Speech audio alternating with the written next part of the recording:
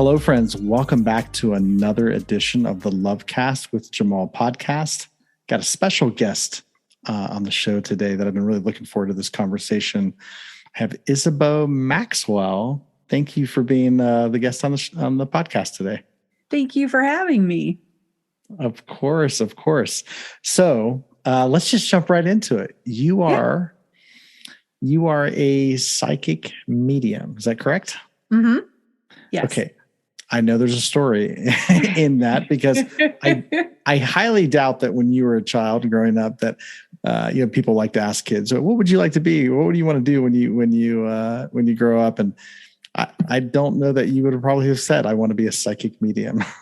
Yeah, that wasn't on my list. That was definitely not on my list.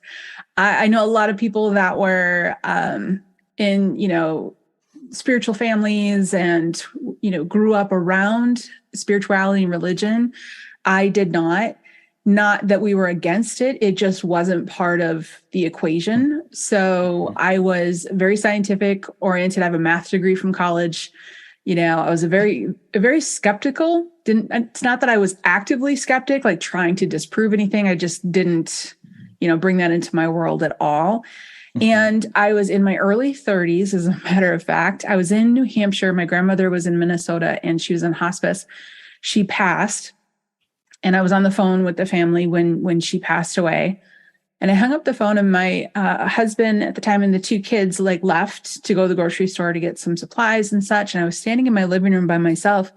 And in just a blink of an eye, she showed up in my living room.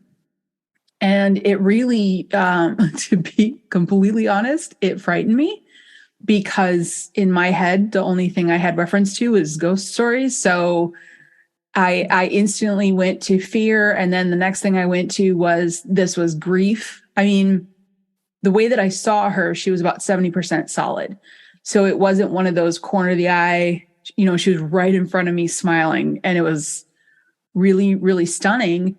And I didn't say anything. And the next morning, my husband woke up and said, and I hadn't mentioned it to him because in my world, that was crazy. That wasn't, a sane thing.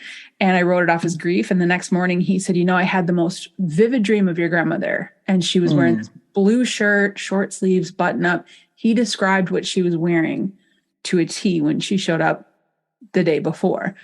And that kind of shook me a little bit. So I started to explore. And now here I am today. Unbelievable. Absolutely amazing. I love that. Thank you for sharing that. So your grandmother, just make sure I'm hearing you correctly, she passed. I think you were 32 when this happened. Is that correct? Yep. Mm-hmm. So 32 years old, growing up did you have a religious faith as a child? What was growing up like for you? Well, we were Methodist. Now, my grandmother was Catholic, which was interesting, but my family chose Methodist. I went through confirmation. And at that point, my parents said, do you want to keep going? I said, no. They said, cool. And that was it. My parents had no interest in going to church. They were kind of crossing the T's and dotting the I's just in case that was something that I was interested in. And I just wasn't. I really wasn't. I was so far from it that I didn't even really have any strong opinions about it. I didn't, if you sat down with me, I wouldn't have said, well, this is my feelings on religion. I didn't even my toe wasn't even in that water. Do you know what I mean? Mm-hmm. Well, totally. It just wasn't an area of interest. So really it was this event at 32 years old when your grandmother was on hospice. And she passed. Were you on the phone at the moment she passed with your family or? Yes, I was. I remember I was able to fly there a week before, or maybe it was 2 weeks before. I don't recall specifically, but I was standing in the hospital room with her. And I remember she stirred and she woke up and she looked at the end of her bed and said to her sister, who was deceased at the time, "Not now, Joyce." And then laid back down and went to sleep. And I thought, that's weird. But again, didn't believe in any of that. So you just think, it's a sort of dementia type situation. And I called in and I was talking to my aunt. I heard from my mom, who was on the way to the hospital, that my grandmother was actively passing. So I called in and my aunt said, this is a hard one to talk about. My aunt said, do you want to say goodbye to her? And I absolutely. And so she held the phone up to my grandmother, and I was able to say a few words. And I could hear that breath, you know, the rattle that you hear right before they pass. And I didn't listen the entire time. My aunt did set the phone down, but I was as active and present as I could be long distance. Totally. My mother, same thing, passed just under a year ago. Same thing. Same. I'm so sorry for your loss. Thank you. Yeah. It's a fascinating, obviously, having a belief that life goes on. Obviously, that's been my belief growing up. But I've also discovered that when you go beyond your identification with the body or the mind, you realize the essence of who you are is what we call, this is spirituals beyond the physical. So my understanding of even the word spiritual just means beyond the physical. And our physical body is constantly changing. It's coming and going constantly. So it's not a stable entity to be attached to. So it's actually liberating to know that we go beyond the body. But when you see somebody pass, it's so evident. When you see the body of a person after they've passed, you realize, and people say it all the time, they're not there. And it's like, well, who have I been interacting with this whole time? Yeah, exactly. It's not their body. At her funeral, I was able to fly back. And at her funeral, I had never been to a funeral up until that point. I mean, 32 and still hadn't been to one. And of anyone that I knew. And my cousin walked me right down to her. And I was really scared to see her, because I had never seen, a deceased body, and walked right up. And that was the first thing that hit me. That's not her. Like that looks so strange. Isn't it interesting? That means you were interacting with her spirit the whole time, just coming through the body. But yes, exactly. And I'm fascinated with it, because today what I tell people is it's your body is like a vehicle. It's like a car, and your spirit's the driver. And you drive that car until the car says, all right, I'm done running. And then you get out of the car. And it's fascinated me, always fascinated me, because, we're made up of carbon, and it's not the carbon that thinks or sees or absorbs or communicates. And us within this vessel, when we step out, there's a whole lot that can happen. Amazing. Absolutely amazing. So she shows up literally seconds, minutes after she passes. I would say about an hour, because I had the, discussion with the kids, and, grandma's passed, and my husband said, I'll go get you some chocolate and wine. I said, thank you very much. And he took the kids and went. So I would say about an hour. And what was really striking is she was about 10 feet in front of me, and she was directly in front of me. And like I said, about 70% solid. So it was something that I couldn't brush off. It was something that I couldn't just say, that's a memory. She was standing sideways, and she turned and looked at me and winked and smiled and then left. And I that's very her. That's what she would do. Right. But it was too much, was the feeling at the time for myself. This is just too much. This isn't a part of my world. And I remember sitting down. I didn't have any circles of people around me that were into spirituality or religion. So I remember sitting down saying, who do I talk to? Like, where do I even start with this? And I knew a Tai Chi instructor who had worked for one of my companies before. I was like in the corporate world, And I went to the Tai Chi instructor, and he was one of the kindest men ever. I said, hey, you're the strangest person I know. Can you help me?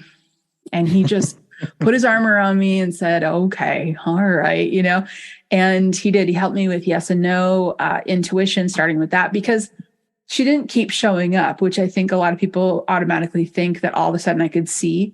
And that wasn't the case. I could feel her or sense her. Sometimes I could smell her, which is very common for a lot of people. And I didn't know this.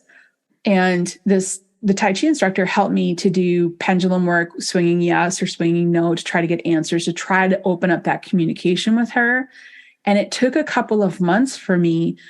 But I remember saying to her, hun, I love you. If this is really you, you got to help me out. You got to give me some sort of proof, because I just wasn't getting anything that I could grab onto that was very solid for proof. I said, otherwise, I'm going to need to go get some help, because I'm raising 2 kids. And if this is grief, this is not healthy to stay in.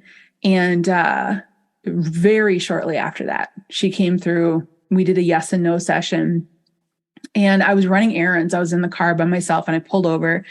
Yes and no questions take a long time. I don't know if you ever played 20 questions, but it takes a long time. But I was like, this is it. So for about 20 minutes, I got 2 messages from her: that my mom would contact me, that my mom would contact me because she had a financial issue that needed to be fixed, but that I wouldn't be the one to fix it. A friend of hers would. I said, this is detailed enough. If this doesn't happen, I'm out. And a couple hours later, same day, same running errands, my mom calls and says, hey, this was back before we had smartphones that could do everything. She said, I need you to go to your bank, take out some cash and put it in my bank just for a couple of days. I said, fine. And so I went and did this, and I'm got my cash, driving to her bank, thinking to myself, it's not a huge stretch, right? This could happen. This is coincidence. This could happen. And I pulled into the bank parking lot, and she called back again and said, hey, I just want to stop you because a friend of mine just took care of it. You don't have to worry about it. I said, okay. And I hung up the phone, and that was the day that I decided I can't look back. I've got to step into this. And once I did, more and more and more proof started to come. Absolutely amazing. So when you talk about, there's a communication method that's going on. Can you talk a little bit more about that? How did you get that detail of the message? Was this strictly through intuition, or was it through a process of? Yeah, it was asking a question and then waiting for your intuition to speak. So you can do yes and no questions with anything, really, with a pendulum, or you can just sit and feel like if your body's responding yes, or if it feels like it's backing away.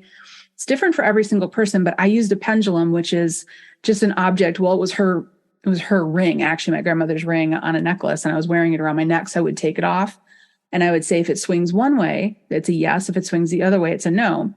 And now you are holding it, but you're holding it and you're asking these questions without any intent. Kind of like saying, here's my question. I don't care what the answer is. And then the answer comes through. This is how the instructor taught me to do this. And you start big and you go smaller. Is this about a friend? No. Is it about a family member? Yes. Is it about my dad? No. Is it about my mom? Yes. Okay. It's about my mom. Is it about work? Yes. Is it about, so it's a bit of a process to do yes and no intuition, but yes and no intuition is so foundational that once you do it for a while, you get very comfortable in your body speaking to you with that feeling of yes. And that's where you start to tap into your intuition alerting you and you becoming aware to it. And that's where it all started for me. Fascinating. Amazing. And so this communication line kind of got opened up between you and your grandmother. Is that correct? Yeah. Yeah. I would wait until I felt her around me. I was following instructions. I'm very good at following instructions. And he taught me, wait until you kind of get that sense that she's around you, and then stop what you're doing, ask yes and no questions until you can get some information. And sometimes it didn't work. Sometimes I would ask questions and I didn't feel strongly.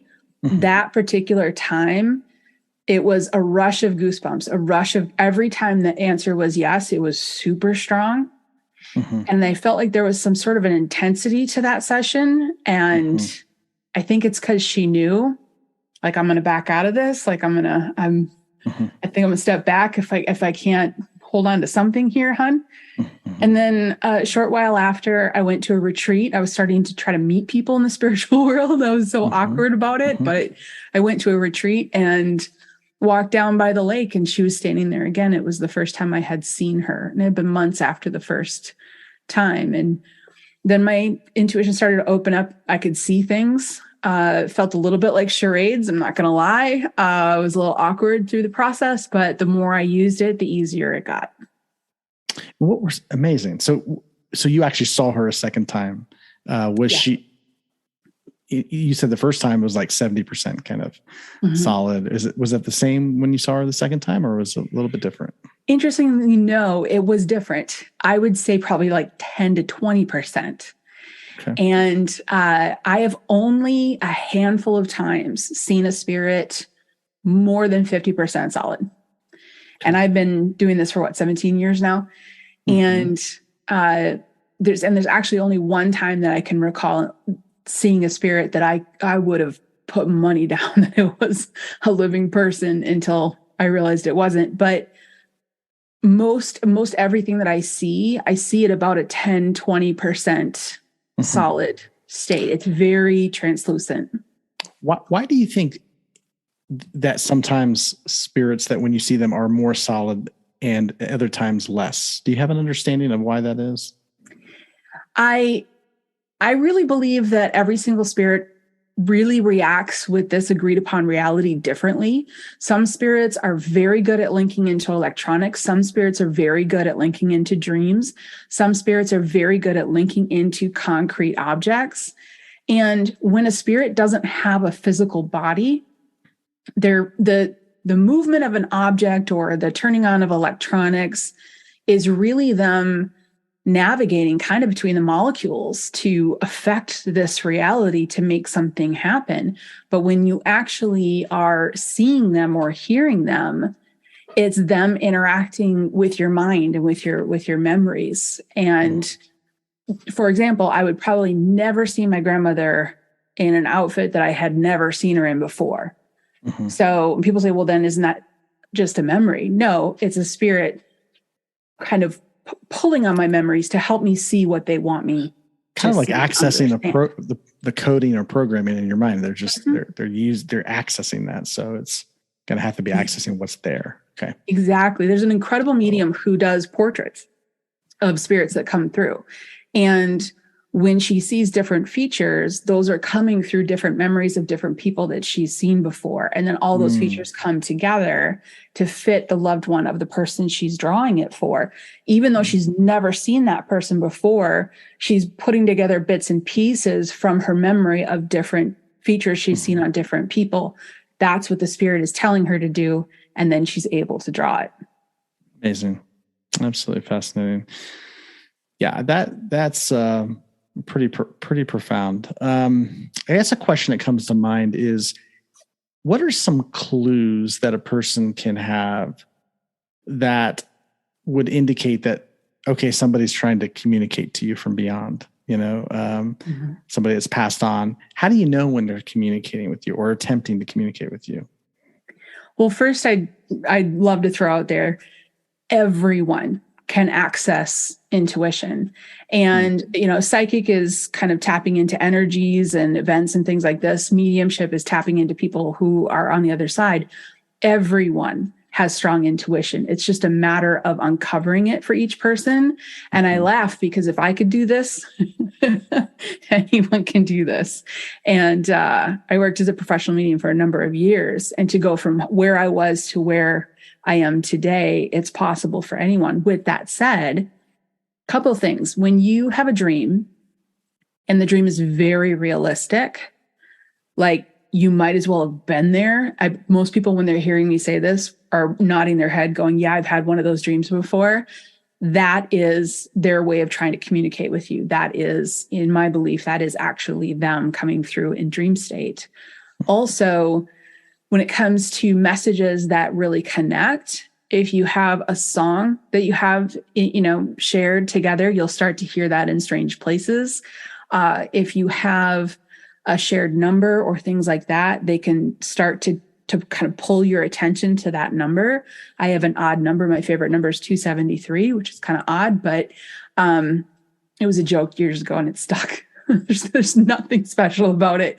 And every now and then, if she's really trying to get my attention, I'll pass by a 273 or see it on a license plate, or it'll come around 2 or 3 times. And that's a way for them to let you know as well. Birds, coins, but mostly I would say what resonates with you, what stops you in your tracks, what sign is connected to you that you would think, oh, wow, that's weird. I wouldn't have thought I would have seen that here. Those are the signs where they're trying to kind of get you to pay attention. And then you got to sit and you got to get quiet and you got to get into that yes and no. Say, okay, I'm focused. Amazing. Yeah, I love that. That's so. I had a situation maybe a little over a year ago. It was before my mother passed. She had a strained relationship historically with her father, my grandfather. So it wasn't, but they got along pretty well. My grandfather passed maybe over 20 years ago, and we weren't that close growing up. We weren't not close, but we never became that close. And but I remember him predominantly as a child, certain mannerisms, characteristics. For about a 2-week period, like a little over a year ago, I started thinking about my grandfather almost nonstop. Like I would remember his mannerisms. I would think about the way he talked, the way he looked, different, just little subtleties about him. And I didn't really even pay attention to it at the start, but it kept going on for day after day after day. And it occurred to me, I was like, why am I, and I actually asked myself the question, why am I thinking about him? I have not thought about him almost in 20 years since he passed. Like I hadn't thought much about him, and he was just on my mind constantly. So I went to bed one night and I had a realistic dream. He was in the dream. There was a situation going on in the dream, and I woke up after this dream. It was still the middle of the night. And I thought, okay, could it be, and I actually hadn't considered this, could it be that he's trying to say something to me? That was my first thought after I woke up from the dream, still in the middle of the night, still kind of groggy. And I said, okay. I said, Grandpa, if you're trying to say something to me, please let me know what it is. And almost instantly, I had this awareness of, yes. And basically at the time, my mother was in a facility. So they were together. She was in a nursing facility, and my father was at home by himself, and he had gotten sick, and he was actually in the hospital for a few days. And I was kind of worried about my dad. This was during the COVID situation. They weren't letting anybody visit. So he's by himself in the hospital. I live, 3,000 miles away or so. So he's in the hospital by himself. My mom's in a facility. And my dad and my grandfather didn't really even barely know each other or talk to each other at all. And in the dream, it was kind of a random dream, but when I asked, like, are you trying to say something to me? What I got was my grandfather said, yes, I just want to reassure you that your dad's not alone in the hospital. I'm actually there with him, keeping watch over him, which was the most unlikely thing I would have ever heard. And the reason I'm doing that is because I feel such gratitude for your dad, because he's taken such good care of your mother, something I didn't do. Because of a dynamic with, his marriage, and there was a lot of tension there. And he said, I wasn't able to step up the way I wanted to. But he is. And that's I'm so beautiful. So I was able to actually communicate it to my mom. I actually called my mom and said, hey, I just went, here's a perspective here. This is what's going on. She really received that. I think it was very healing for her, but I've never, that was not something I was looking for or even understood that could happen. Just kind of happened, Yeah. So I totally get what you're saying here is really, really. Yeah. The reason also why I love your example, because we can kind of expand on that, in that the reason why most people will have interactions through dreams or they'll have really solid, clear, intuitive messages as they're waking up is because you're out of your own way. The only thing blocking anyone's intuition is their analytical mind. And the second we get in the way, might this be faith? Do I have faith? Am I doubting this? What should it look like? The second we're thinking, it shuts right down. I love to tell people the right brain is the creative flow. That's where intuition flows through. And that's like the mail carrier. Your left brain, which is very analytical, is like the dog, and the dog's trying to bite the mail carrier. So you got to get the left brain, that logical, analytical piece, to just quiet and calm, and then allow the right brain to go through. People really open up intuitively in meditative states when they are clearing out their energy of their body. So a lot of times people will go vegan or vegetarian, and they have less of that, heavy energy food within them, and then they'll start to open up a little bit more. So it's really calming the mind, and your mind coming out of that dream, you were already connected with him and your mind was in that calm state already. I love how you received that. Oh, that's good to hear. That's fascinating. Absolutely fascinating. So a question I have for you is like, when you started, so I would imagine your grandmother was trying to communicate to you. Yeah. Right. What are some of the things that was being communicated to you? Well, at first it was, I don't think there was really a solid message until that day where I was at the bank. Up until that point, I was just sort of fumbling and stumbling and then once I saw her, got a visual of her again at that retreat, something clicked. And I think that stepping into the belief of it, okay, let me say it a different way, allowing myself to be open to the possibility of it, finally allowing myself. It's like I took a big internal deep breath. And when I did that, my intuitive channel opened more. And then that's when we started to communicate. So it was more, to be honest, I was like a little kid that had her mama back. You know what I mean? My grandmother was very much like my mom. And I kind of stepped forward once I saw her again, almost giddy, thinking I had no intentions of being a professional medium or a teacher or anything like this. I thought I have a direct line to my grandmother. This is awesome. Everyone should have this. This is great. Fast forward a couple months. And so I would talk to her about different things, we're going on a trip. Do you want to go with us? So it was very much an interaction between her and I that was normal.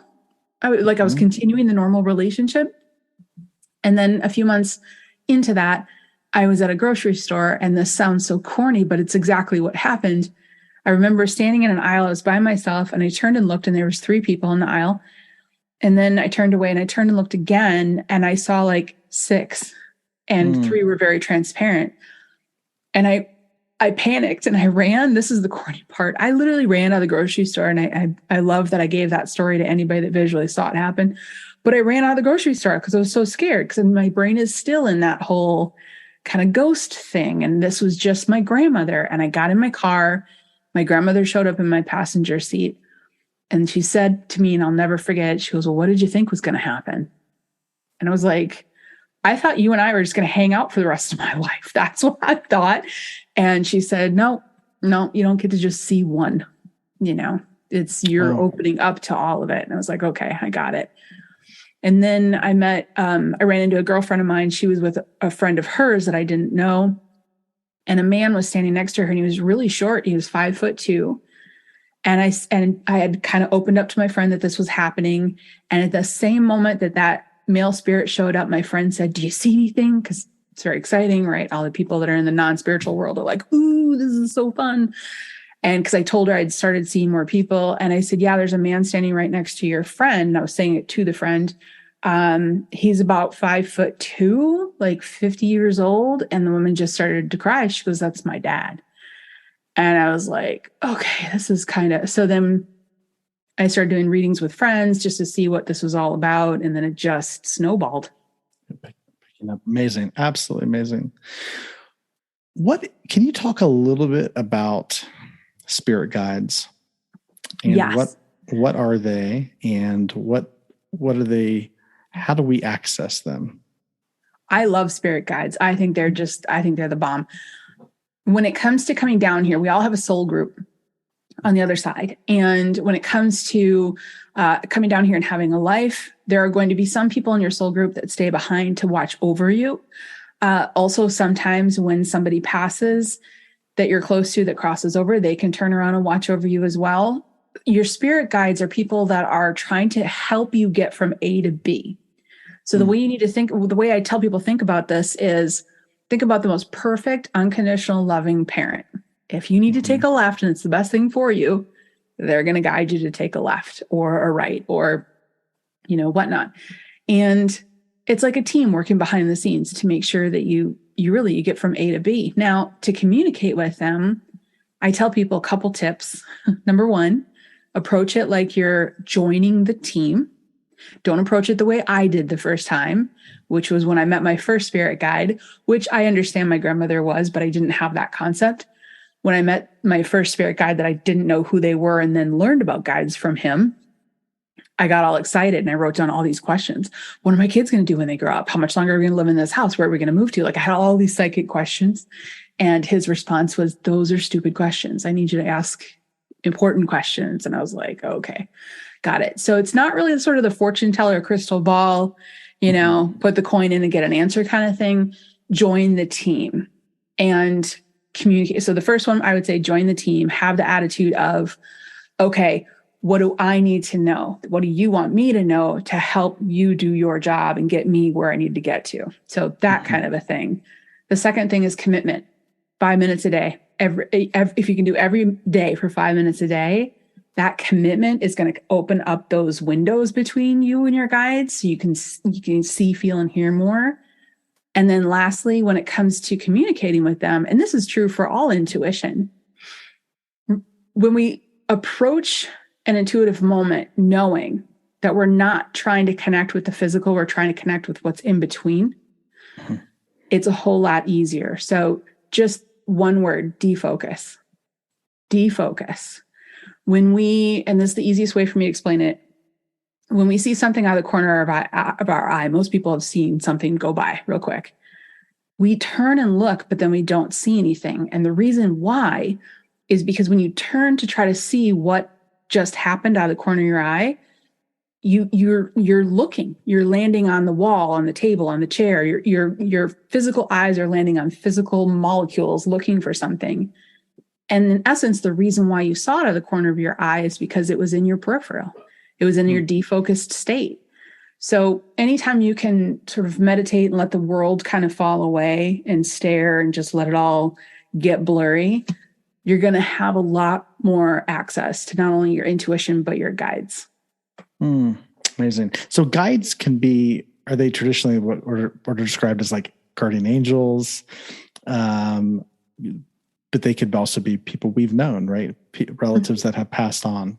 So it could be a combination. It's like a team of folks that are assigned to you. A team of folks. Yeah. You could have for 2 years in your life in the middle of college, some famous person that did the job that you were doing and they're all excited about it. Or, you could be 30 and you're going to get married for the first time. And, your aunt who's on the other side, who was, very happily married, she might be with you for a couple of years to help you, transition into marriage. So they come and go depending on what you need. And they can be loved ones that were here, crossed over. They can be loved ones that never came down to this lifetime in your soul group. They can be, angelic beings. When it comes to labels, I tend to slow down a little bit with that because I like to talk about guides in terms of energy. So they are beings that are all love. And there's different terms for that all over the world.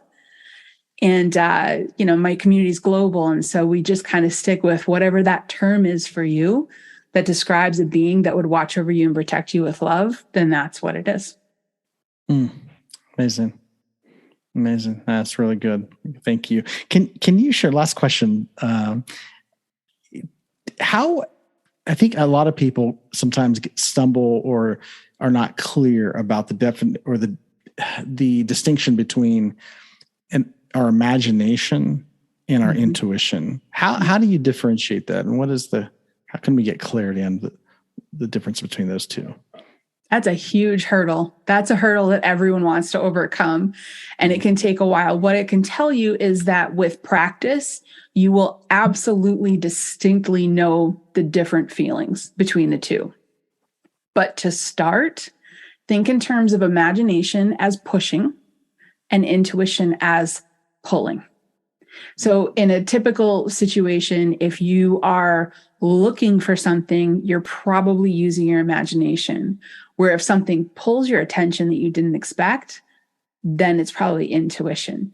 So a very basic meditation that anyone can do at any point is just to imagine yourself in a field. Let's say you're barefoot, use some of your senses. What do you smell? What do you see? What do you hear? Use your imagination to set that field up. And then when you feel like you've really created it, then just sit and literally say to your intuition, go ahead, tell me what you want me to know. And then just hold that space. So what you've done is you've pushed into this space, and then you've allowed the pull to happen.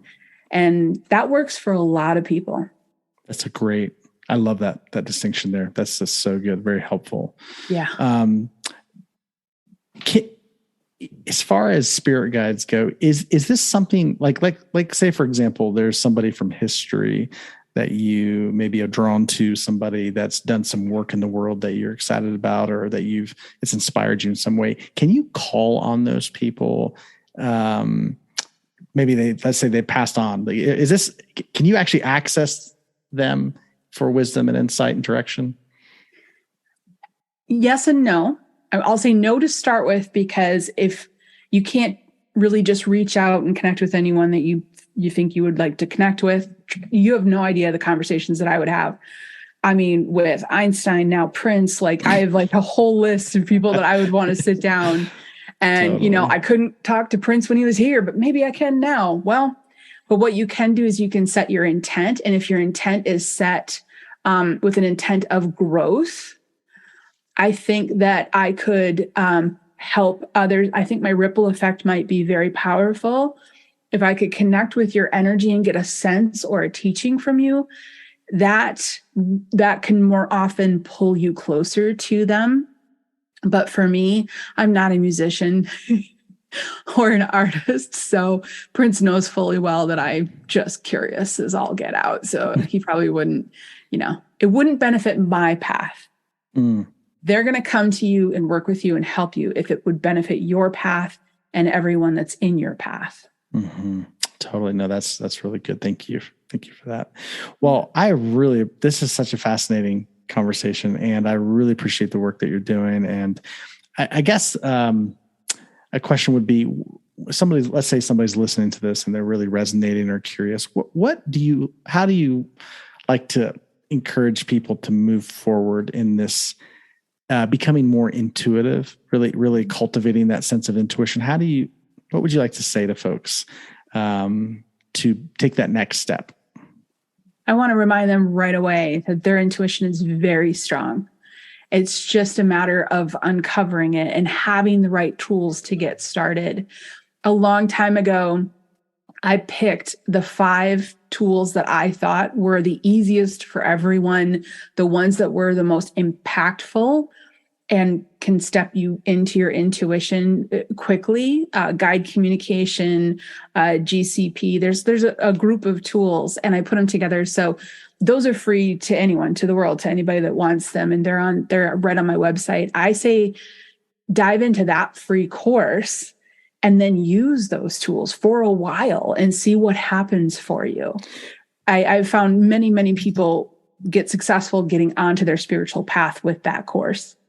Fantastic. Okay, great. And so that course is available to people free of charge on your website? Yep. Top 5 intuitive tools. And it's a free video course and quick and easy. And they give you 5 tools and jump into them right away. Amazing. And tell us your website. It's thesagemethod.com. Perfect. thesagemethod.com.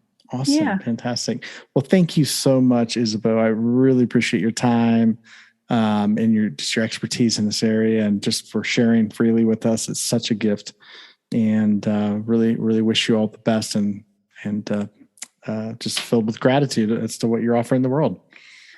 Right back at you. Thank you for sharing some of your experience with me too. It's very meaningful, and I appreciate it. Of course. My pleasure. And guys, thank you so much for listening. I look forward to hearing your comments about the episode. Until next time, take care. Bye-bye.